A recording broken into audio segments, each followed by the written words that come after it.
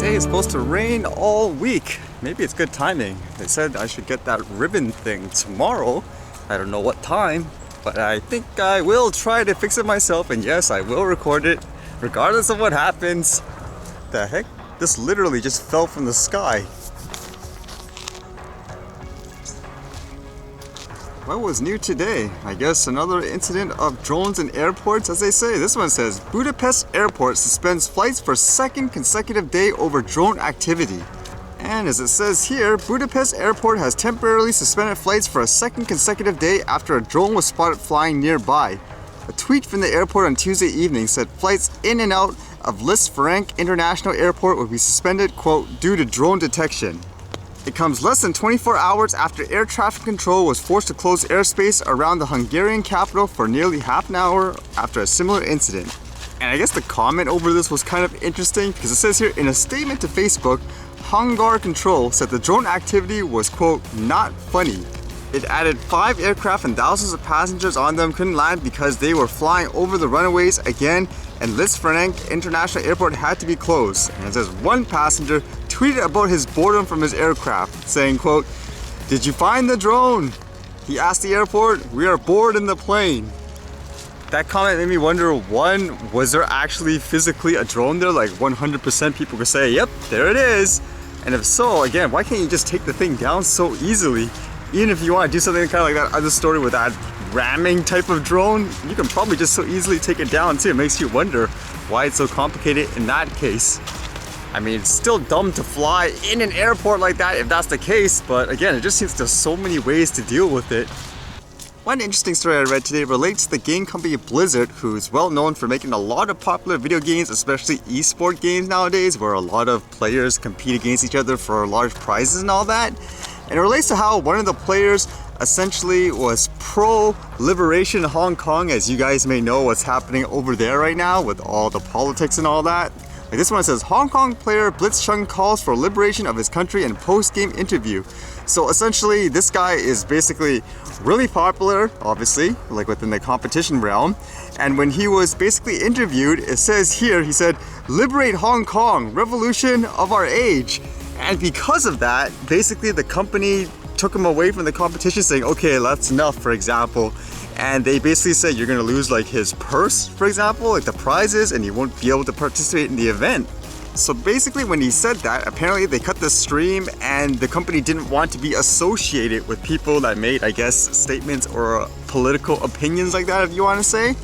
And because of that ban, a lot of people are crying foul, where they're saying the company only did that because they're saying China is a big sponsor or market, you could say, and they didn't want to jeopardize that. So because of that, they took the guy away. So this basically became a huge issue with the whole community. They're saying this is basically corporate greed. They're basically focused more on money. But apparently a statement from the company, they said at first, it says, the specific views expressed by Blitzchung was not a factor in the decision we made. I want to be clear, our relationship in China had no influence on our decision.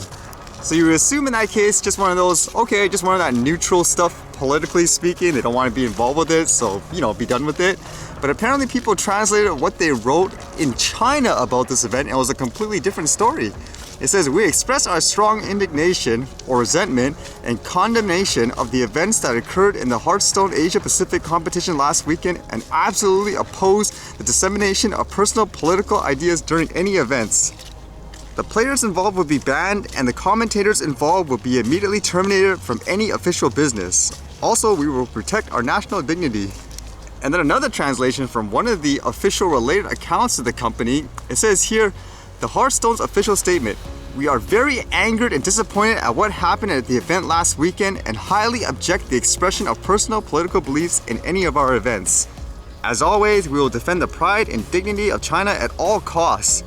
So you can imagine, again, this created basically a huge uproar, and people were saying they were going to protest in various events, like they're supposed to have a big one called BlizzCon. So that's what I read today. For example, they were supposed to have a launch event around New York, I believe, for their game Overwatch on the Nintendo Switch, but apparently they canceled it. It says, please be aware that previously announced Overwatch launch event scheduled for Wednesday at the Nintendo NYC has been canceled by Blizzard. We apologize for any inconvenience this may cause. So people are like, I wonder why. Because apparently there was going to be people that wanted to protest against it. So to me, the fascinating thing isn't necessarily, this isn't a video game issue. It's more about, I guess, the topic of, can a company with a lot of money, or say in this case a country with a lot of money, basically dictate what people can say, think, and do? I believe another example related to this just recently in the news, I guess just about China comments and stuff like that, would be related to something that happened around the NBA. It would be kind of the same thing, where people are arguing, oh, it's all about money and so forth. That's why you don't want anyone to be critical, to make comments like that, which is kind of scary in many ways, I think, because you can think of in any industry, the same thing probably happens many times where people can't express, I guess, opinions like that. Otherwise, they'll basically lose like their livelihood like this. Just makes you think of so many things in life. It doesn't even have to be video games or sports, where when someone expresses their opinion like that, there's always a risk where they're gonna lose some kind of, I guess, lucrative business deal.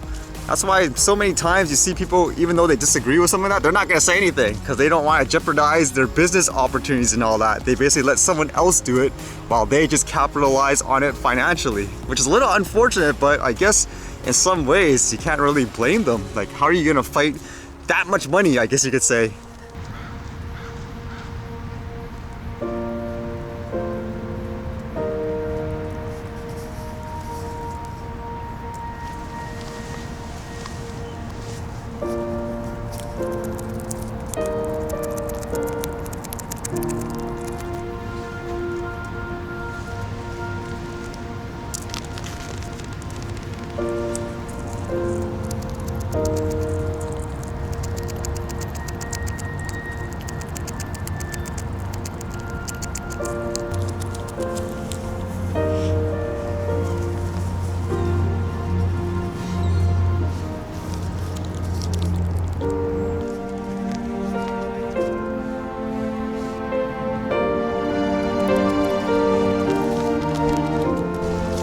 Alright, no flying today with the rain.